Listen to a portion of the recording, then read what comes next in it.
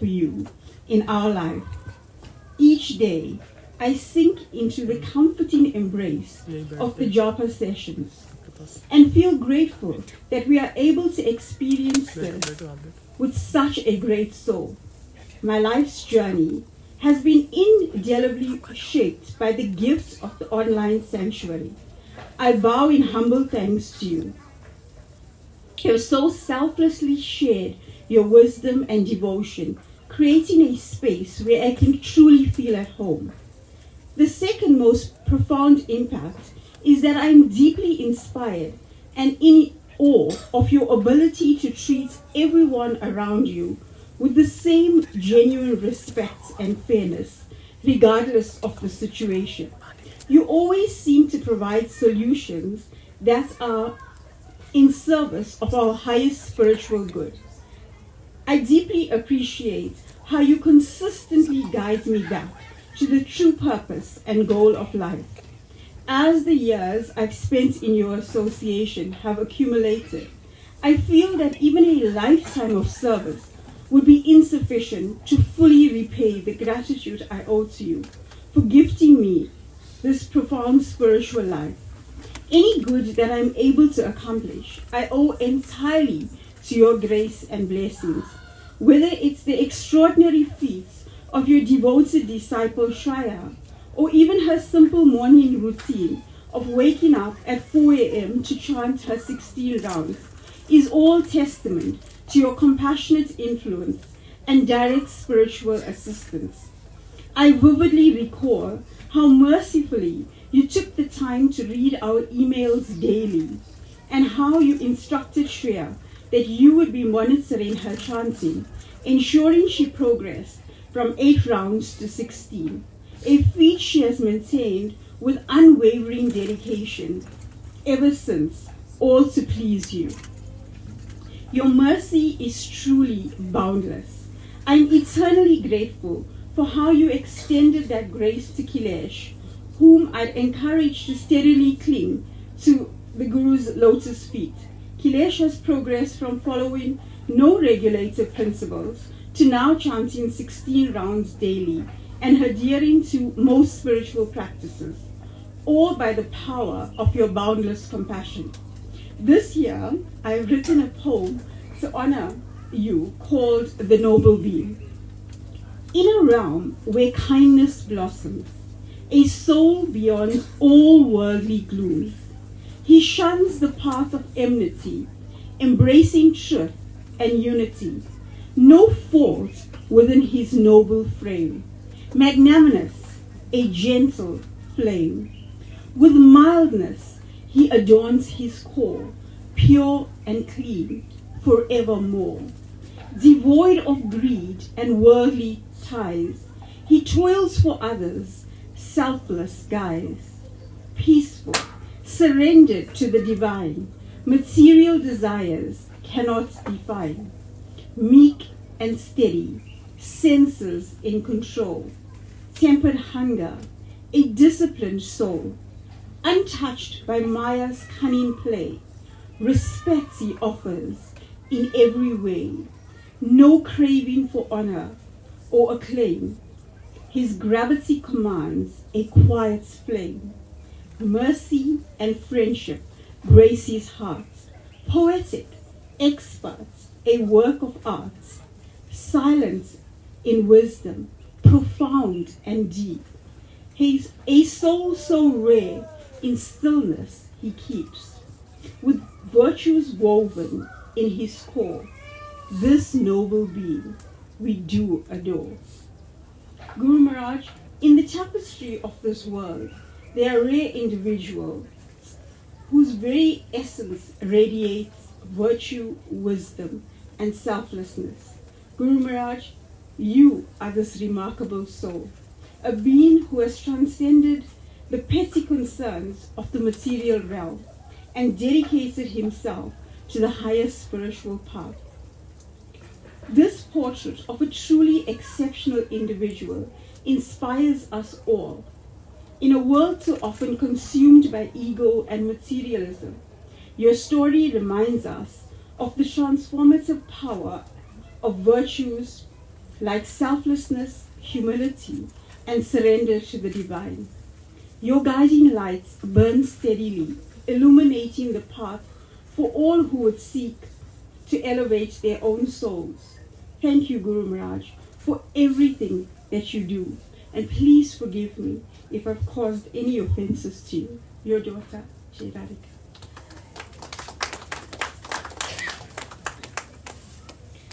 Dear Gurudev, please accept my respectful obeisances unto your lotus feet on the auspicious occasion of your Vyasa Puja.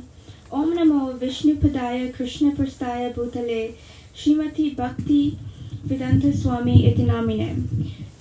Om Namo Vishnu Padaya Krishna Prastaya Bhutale Srimati Bhakti Chaitanya Swami Iti Namine. Namaste Saraswati Devi Gauravani Prasadine Nivishesha Shunyavati Bastika Dasikharine. I fondly remember the day our paths crossed in the Midran temple when I was only 2 years old and you gave me your garland. It is stated in Canto 3, Chapter 25, Text 8 of Srimad Bhagavatam, Tasya tabam tasam taha nirdasyaha draspatyaha pargam chakshur janam anyante labdham medhavat agrahat. Unquote. Translation. Your Lordship is my only means of getting out of this darkest region of ignorance, because you are my transcendental eye, by your mercy only I have attained after many, many births. Unquote. Your grace is my only means of escaping the darkest region of ignorance. The wisdom shared by Srila Prabhupada in his purport of this verse further illuminates the profound relationship between the spiritual master and his disciple, in which he emphasizes the relentless dedication, in which he emphasizes the pivotal role of a spiritual master in dispelling the ignorance of the disciple. Your relentless dedication to my spiritual growth has been a testament to your selfless care and support. For example, you emailed my mother every day, keeping track of how many rounds I chanted for nearly a year, and thus facilitating my progress from chanting 8 rounds to 16 rounds daily. Today, as I proudly chant 16 rounds each day and rise at 4 a.m., I attribute my progress to your unwavering guidance, online japa sessions, and genuine concern for my spiritual growth. I express my deepest gratitude for your tireless efforts and boundless compassion, which have truly transformed my life. I am deeply grateful for your unwavering guidance and support on my spiritual path. Your teachings and actions embody the essence of a true sadhu, as beautifully described in Srimad Bhagavatam, Canto 3, Chapter 28, Text 21. Tiksavaha karunikyaha shraddha sarvadehanam ajatha sravahata santha dehavasatha sadhu pusanaha. Unquote. Translation. Quote, the symptoms of a sadhu is that he is tolerant, merciful, and friendly to all living entities. He has no enemies, he is peaceful, he abides by the scriptures. I deeply appreciate and commend you, dear Srila Gurudev, for your remarkable presence and unwavering dedication to spreading the holy name. Even when plagued with sickness, your tireless efforts and relentless commitment to fulfilling the prediction of Lord Chaitanya that, quote, the Lord's name will be spread in every nook and corner of every town and village of the world, unquote, are truly admirable.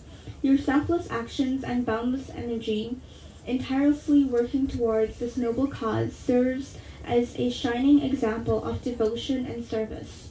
I am inspired by your unwavering spirit and your relentless pursuit of sharing the blessings of the holy name with all, despite facing challenges. Thank you again for all that you do for me, your servant Bhakti Shreya.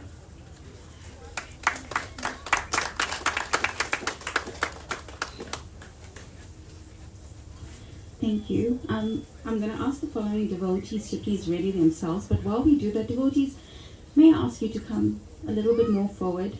The room looks a little bit sparse, but I think if we can all come forward, it is temperature's dropping, so it will also stay a little bit warmer. So the devotees at the back, can you please move forward? Okay. I'm also going to please ask Her Grace Gokuleshwari Mataji His Grace Sri Nityananda Prabhu, Her Grace Radha Shakti, and Her Grace Pajavali Mataji to please ready themselves. Sorry, and also Her Grace Priya Kishori Mataji as well.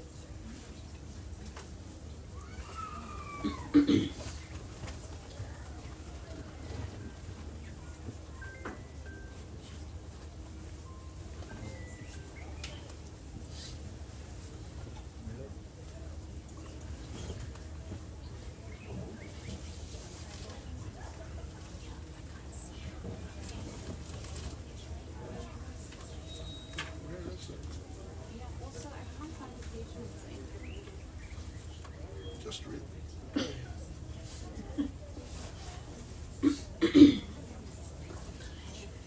Hare Krishna Gurudev, please accept my humble obeisance. Please accept my humble and respectful obeisance. All glories to Sri Prabhupada.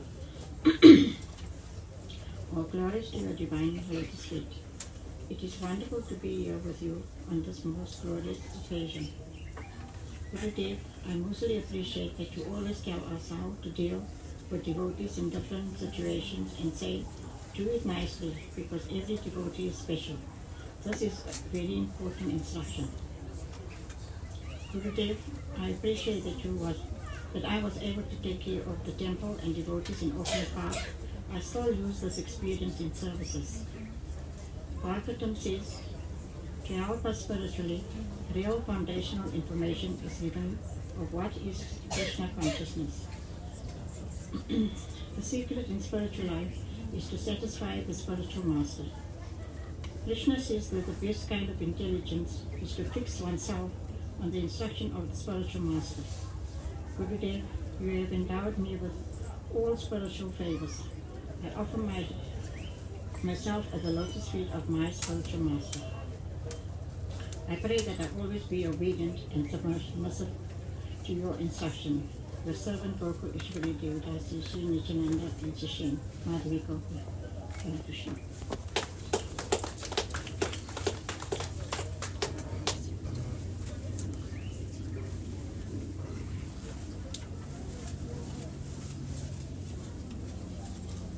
Sri Nityananda Prabhu.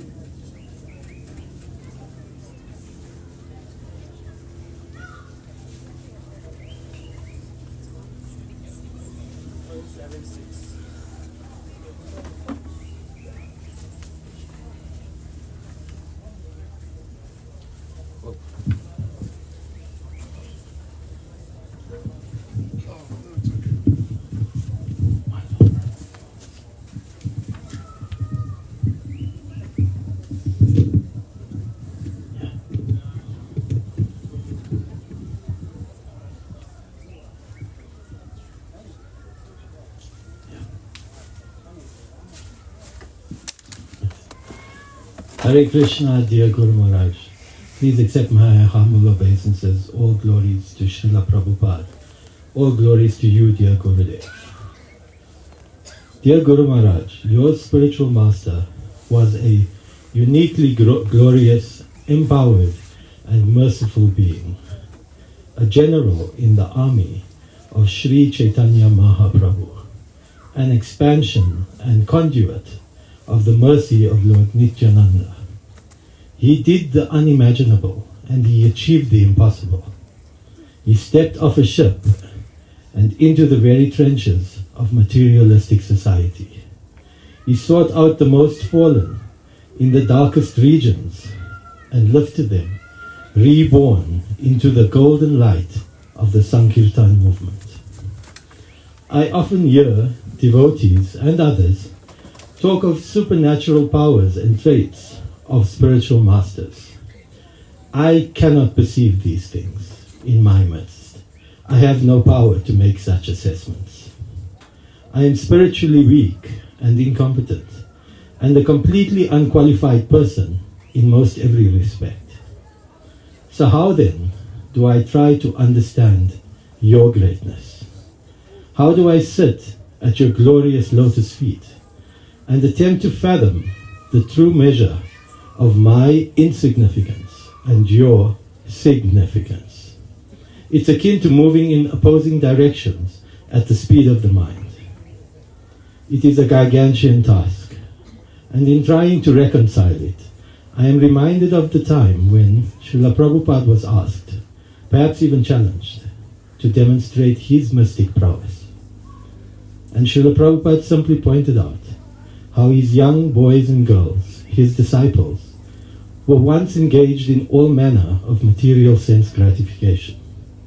And through contact with him and his message, they had given it all up and surrendered their lives to Krishna. Srila Prabhupada offered this as the greatest demonstration of mystic power. And so I am moved to ask myself, what is the greater feat, the more noble pursuit? Who is the greater personality? Is it one who can steal up 900,000 cows in the blink of an eye, as Brahmaji, the great mystic, once did? Or is it the patient and loving cowherd, who has named each calf with care and love? The cowherd who rises early each day